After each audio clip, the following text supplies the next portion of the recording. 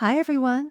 I'm Thérèse, and this is New York Girl Again, The After, the podcast for caregivers who survived the hardest chapter of their lives and are now gathering both the courage and the strength to write the next one. Part of my self-love in the after includes listening to books on Audible while I exercise, run, or clean the house. Because let's face it, multitasking is in a caregiver's blood. My current listen is by one of my favorite speakers and authors, Brené Brown. And this time, it's her book, Strong Ground, The Lessons of Daring Leadership, the Tenacity of Paradox, and the Wisdom of the Human Spirit. And as I was listening, I found myself completely fascinated by her discussion of something called paradoxical thinking. And what she says is, this isn't just a nice theory. It's a skill, a necessary skill. The ability to hold two things that don't seem like they belong together without forcing yourself to choose, without trying to clean it up, without trying to make it make perfect sense. And as I was listening, I had this moment where I thought, that's it. That's why when our caregiving journeys end, when we find ourselves in the after, it feels the way it does. Because nothing about this phase of life is just one thing. It's not just grief. It's not just uncertainty. It's not just healing. It's not just moving forward. It's all of it at the same time. And maybe the reason it feels so hard isn't because you're doing it wrong. It's because you're being asked to develop a skill most people were never taught. And I want to stay here for a moment because this matters more than you might realize. If you're in the after, you've probably had many, many moments where you've stopped and thought, why do I feel like this? Why can I feel okay one minute and completely devastated the next? Why can I miss them so deeply and still feel this quiet sense of relief? And maybe you haven't said it out loud, but you've felt it. I know I have. That sense that your emotions don't quite line up, that they don't make sense, that maybe you should be further along or feeling something different by now. And I want to tell you this. There is nothing wrong with the way you're feeling. What you're experiencing is what happens when a life that was once structured around constant giving, constant responsibility, constant emotional output, suddenly isn't. Your mind is trying to process the loss of a person, the loss of a role, the loss of a version of yourself, all at the same time. And at the very same time, you're also being introduced to something new. Space, choice, possibility, and the question of, who am I now? That is a lot for any human being to hold. And from a psychological perspective, this is where something really important comes in. There's research that shows that people who are able to experience and tolerate multiple emotions at once, even when those emotions seem to contradict each other, actually have greater emotional resilience over time, not less. So if you're sitting there feeling like, I don't understand myself right now, I want you to hear this clearly. You're not falling apart. You're expanding your capacity to hold complexity. And that is the very skill Brené Brown is talking about. That ability to sit in the tension without rushing to fix it, without forcing yourself to choose one feeling over another. That is paradoxical thinking. And whether you realize it or not, you are already doing it. So let's name this, because there is something so incredibly powerful about hearing your experience spoken out loud. The after is full of paradoxes, not one or two, but layers and layers of them. And maybe you felt this, even if you didn't have the language for it yet. You can feel grief and relief. You can miss them with your whole heart and still feel that quiet exhale when the constant responsibility is no longer there. And that relief, it can feel uncomfortable to admit, but it doesn't take away from your love. It exists right alongside it. You can feel lost and free. For so long, your life had direction. It had urgency. It had meaning tied to someone else's needs. And now, there's space. And that space can feel like possibility. And also like you don't quite know who you are without that role. You can feel deep love and a desire for your own life back. And that can be one of the hardest truths to hold. Because you didn't stop loving them. You didn't stop caring. But you are also being called back into your own life. And those two truths don't cancel each other out. And there's another paradox. One that took me some time to get to. One that I didn't fully understand at first, or even want to believe. But it's become one of the most important for me. And for me, this one didn't come from my caregiving experience itself, or even those first couple of years after my father died, the last leg of my caregiving journey. It came from something I stepped into after. A role I gave so much of my time, my energy, and honestly, a huge part of myself to. And it taught me something I didn't expect. You can recognize that someone is a good person in many ways and still acknowledge that they failed you deeply. And that's hard because we want things to be clear.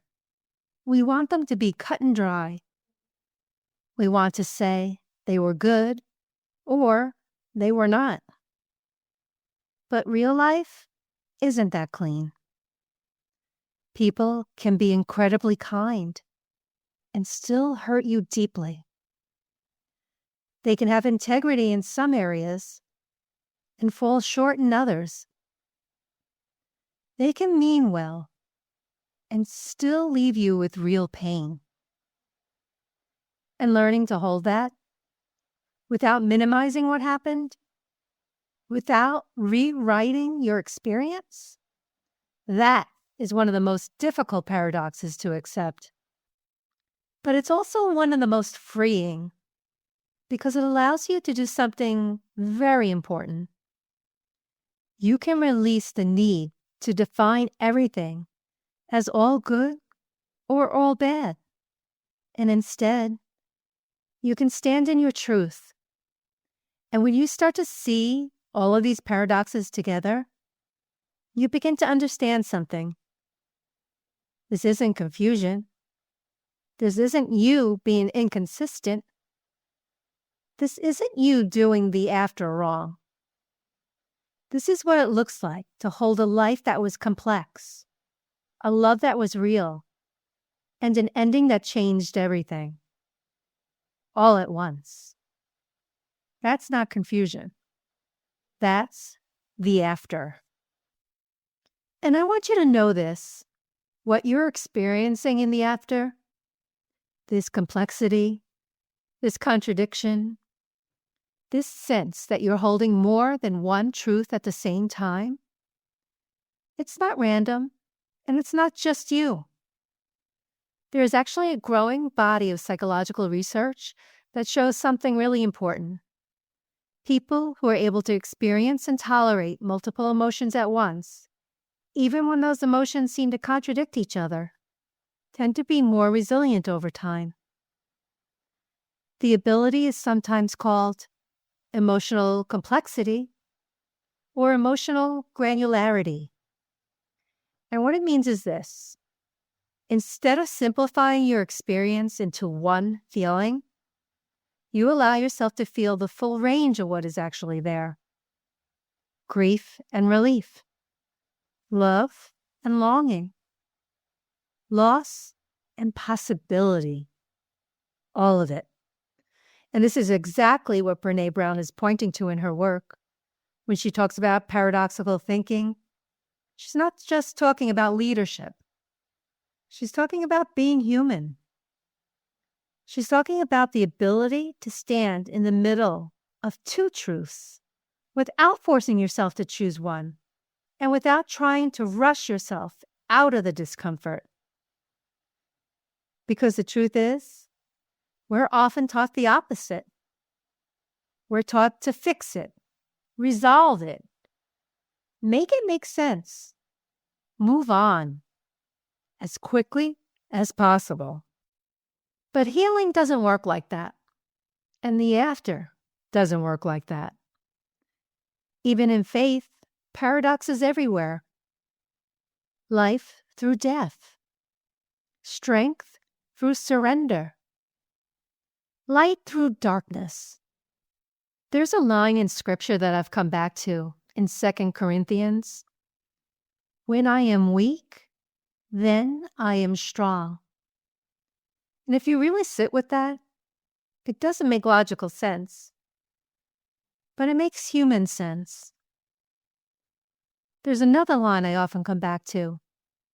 The wound is the place where the light enters you. Not after the wound is gone, not once everything is healed and tied up neatly.